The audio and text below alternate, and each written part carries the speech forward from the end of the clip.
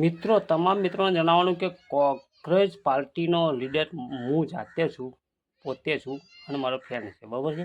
તો કોંગ્રેસ પાર્ટીની એટલી આગેવાનો એવું કરો, એટલું બધું સંશોધન કરો ને કે 3 દિવસની અંદર 8 મિલિયન ફોલોવર થઈ ગયા.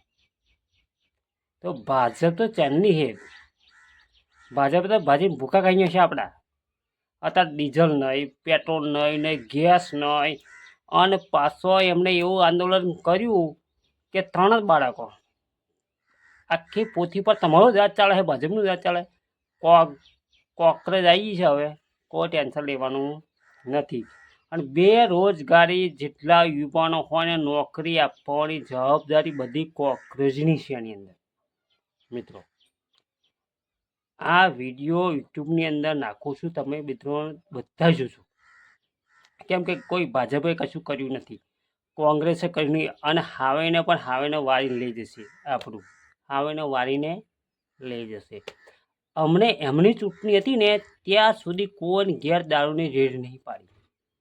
ચૂંટણી પત્યા પછી જે એમણે દારૂ પકડ્યો છે ને કે ના પૂછે વાત, કે એ જ માણસ કે ક્યાંયથી મને દારૂ આટલા લાખનો આપેલો એ જ જાઓ એ હશે.